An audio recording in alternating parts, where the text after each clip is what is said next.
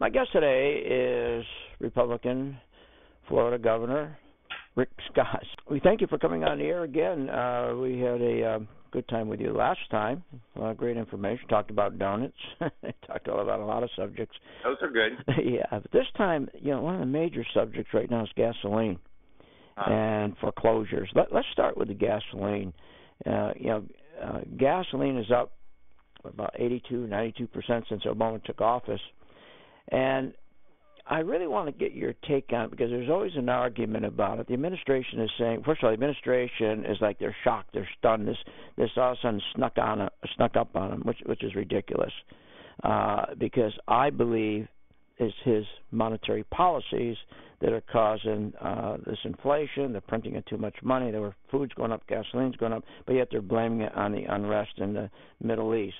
To me, the gasoline increase has a direct relation to his policies because you can't keep printing money without inflation. Everything's going up. But he keeps saying, no, it's the unrest, it's not inflation. What's your take? Well, I don't think you can have trillion-dollar deficits and expect that we're not going to have inflation. And I'm not an expert on how this all works, but it's going to happen in commodities first. And so I think it's clear that we cannot continue to have trillion-dollar deficits. We can't have bigger and bigger government. We've got to make sure we drill where we can do it safely. It's just like this pipeline, out of Canada. I don't understand the reason why we're not doing it.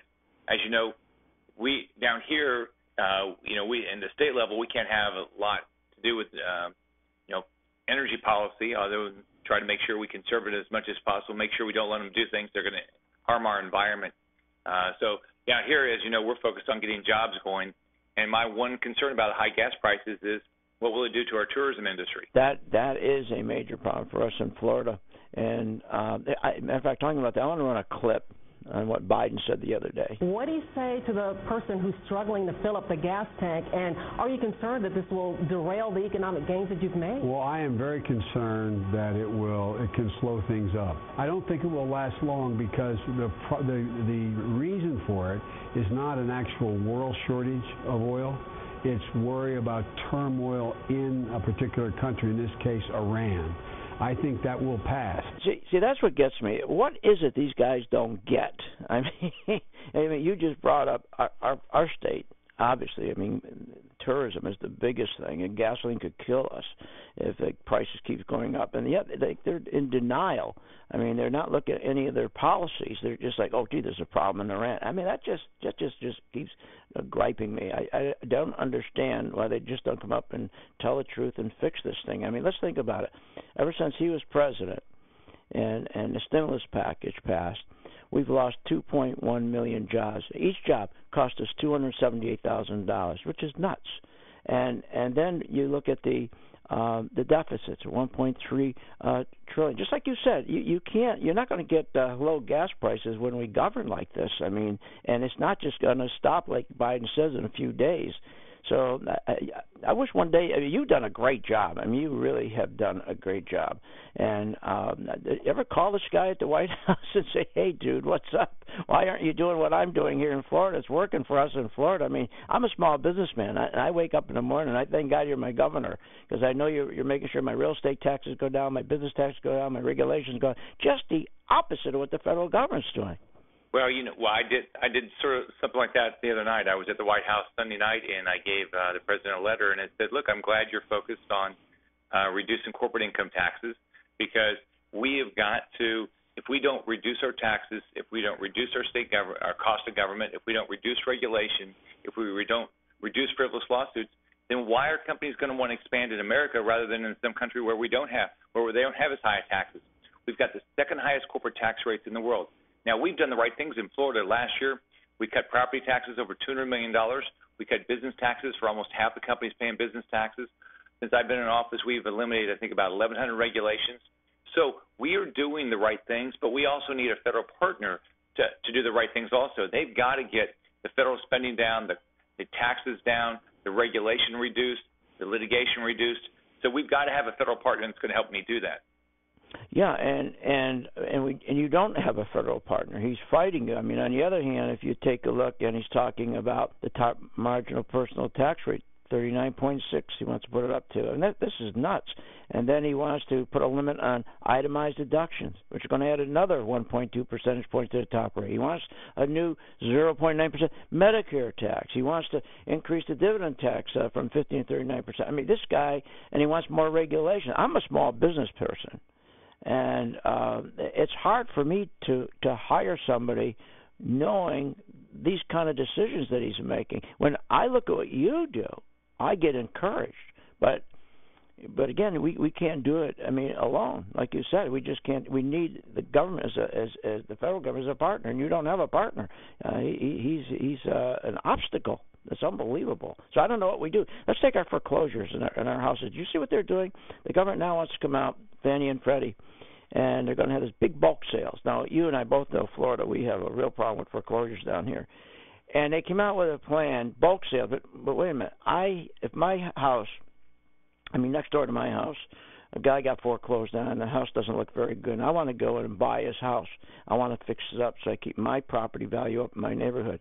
But now the government's saying, oh, no. Fannie and Freddie, we're going to do these bulk sales. We're going to do it to J.P. Morgan, Goldman Sachs, their pals, all investors. They're going to buy big bulk properties. Well, I think that's going to destroy a lot of our neighborhoods, because who are they going to rent these houses to? Have you thought about that? Have you heard about that, the bulk sales that Fannie and Freddie are going to do? Look, the thing that's going to improve our foreclosure problem is jobs. Right. What we've done, our unemployment's dropped 2.1% last year, the second biggest drop in the country. We're generating jobs in Florida, 141,500 private sector jobs. The government, if they would get out of the way, people like you, you'll go buy the homes and you'll go fix them up. You'll go rent them out. You'll go take care of your neighborhoods. This idea that the government can fix everything is wrong. Look, our country was built on capitalism. Our country was built on the free market. Our country was built on liberty. So we need less government, not more government, lower taxes, not more taxes, less regulation, not more regulation, less litigation, not more regulation, more litigation. And what's really scaring me and all small businesses here in Florida, I'm sure around the country, is unless the Republicans get their act together, this guy still could win. This guy could really win. I mean, when you see these debates and they're going after each other, that's pretty scary to think that we're going to get another 4 years of this guy. Well, I think everybody that runs for office, clearly at the state level, and I think probably at the federal level, think about what families care about. I think about my job this way.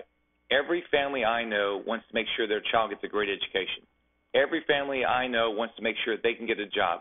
Every family I know wants the government to get out of their life from the standpoint they don't want government to do things like run $1 trillion deficits that cause the cost of gas to go up. They want government not to be doing things that cause the cost of living to go up. So that's what they ought to be thinking about every day. And if I was a candidate for president, which I'm not, I would talk about how I'm going to get our economy going. I had a very specific plan when I ran. 7 steps to 700,000 jobs over 7 years. And we're ahead of our game plan, but we do need a federal partner to help us get there. We have right now, Governor, we have 368,000 pending home foreclosures in our state, and that could double by 2016. But thank God the way you're doing, like you said, it's the jobs that are going to fix that. And we can't create jobs with what the president is doing with his policies. It's impossible. I don't understand why they can't see that. I don't get it. It's pretty easy to understand. If you're going to tax me to death and you're going to regulate me to death, I'm not going to go hire somebody tomorrow in my own business. And I don't understand what they don't get. What is their problem? I just think I just think some people, one, they forget why they ran. Two, they don't understand how the private sector works. I look at my job. It's education for kids. We're going to put $1 billion more into educate our K through 12 system. We're making sure our higher education is very focused on degrees where people can get jobs. Make sure that we continue to have a better economy and our better place for companies to do well in our state. Lower taxes, less regulation, less litigation. And then part of keeping our costs down is I'm very focused this session on getting rid of this accident fraud, this PIP fraud. Right. It's $1 billion. It's $1 billion of fraud for the citizens of Florida. So I'm working with the House and the Senate. I'm very optimistic we'll get a bill done, but we got a week and a half to get it done. So I'm very focused on that. That, and we appreciate that a great deal.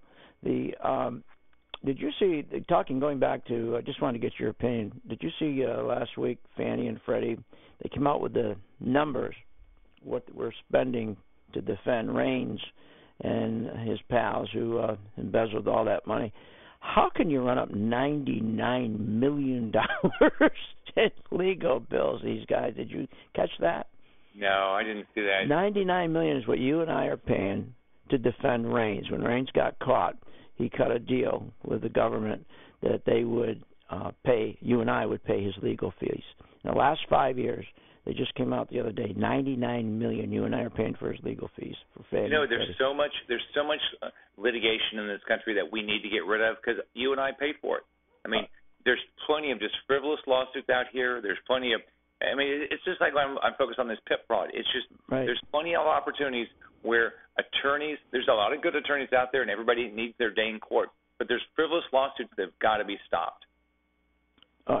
No question. I mean, and I'd love to see it changed. I don't know if you can do it in the state alone, but where if someone sues you and they're wrong, let them pay for it. I'm getting tired of anybody can sue you for anything, and then you got to go and get an attorney, and then, especially being in small business like I am, and the laws that it's frivolous. The lawsuit's crazy, and yet I got to run up a $20,000 legal bill, and I can't get the other guy on the other side to pay for it like they do in Europe. And I would love to see something like that happen. Too bad we couldn't do it just in the state. Unfortunately, you can't do it in the state. You got to do federal, right? Well, Phil, we have that in the state. The courts, the judges don't enforce it. Boy, they don't, do they?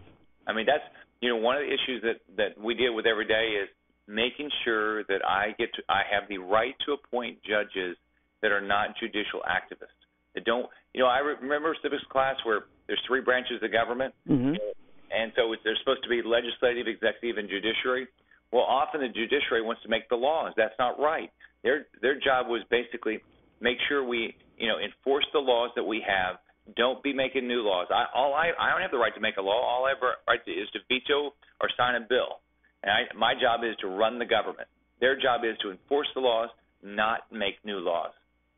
Yeah, and the other thing we see, especially like in my hometown of Sarasota, they're scared to death. For example, this weekend in the park, we have a little park, tiny park, passive park, and you have about 7, 8 these protesters who are the Wall Street protesters, don't know what they're doing. They don't even know what the issues are, and they just cause problems. Every Saturday they go over there and they deface the brick, and they just graffiti on everything.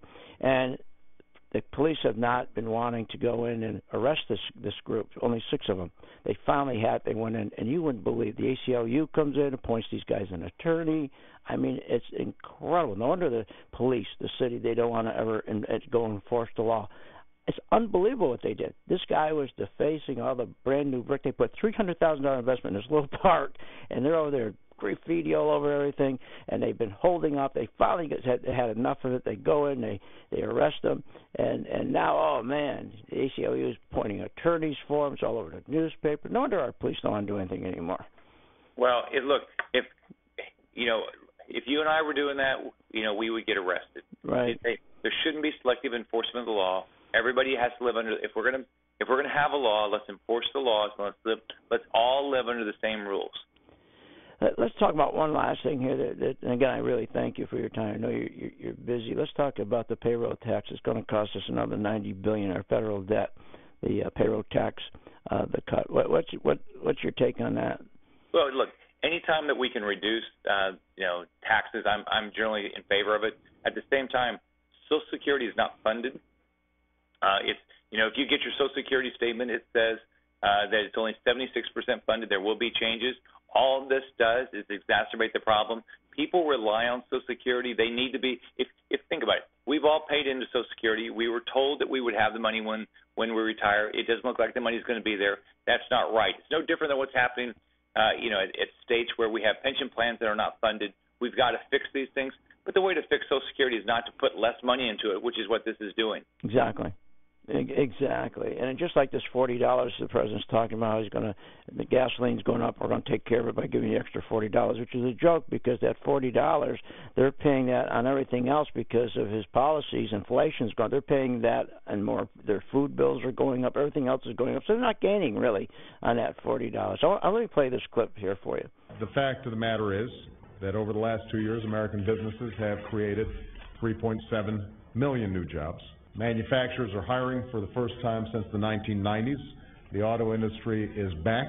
Our recovery is gaining speed. See, I don't buy into that. First of all, when he's talking manufacturing, he's talking a handful of companies like Caterpillar, United Technology, just a handful, maybe 5 companies that are doing business overseas. It's not broad-based. I'm not seeing it broad-based here in this country. And I don't see us gaining the speed that he's talking about. I just don't see it. As a small businessman in my own town here, I don't see that.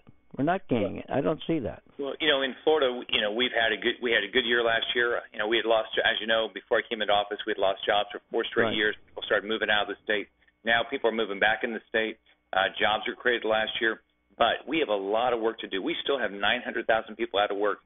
If we don't make this the best place for businesses to make money so they can hire more people, spend more money on marketing, buy more equipment, we cannot expect more jobs to be created in this country. I know in Florida we're going to do better than the rest of the country, but still, the issues we have in the country with high taxes, too much regulation at the federal level is a problem. They need to be doing what they need to be doing at the federal, what we're doing here: reduce taxes, reduce regulation, make it easier to open a business, don't put our companies in a position where they're always worried about a lawsuit. That's how you grow business. Yeah, and the one thing that we find is a big hurdle. And not only just in Sarasota, but other small cities like ours, is the people they appoint on these planning boards. They're anti-growth. It's incredible. Most of the appointments are on the boards. We have one board here, and the chairwoman is on the board, is appointed by our commissioners only because of the political context, because she heads up a big CCNA, which is a big neighborhood organization, and helps get the commissioners in office, and that's the only reason why they put her there. And she's anti-everything, anti-business, every time you go in there, sign permit, everything's anti. And it's a shame. The planning boards in these small communities are very important to our growth, and the appointments that these commissioners make are ridiculous. I agree with you. We've got I've got a lot of appointments.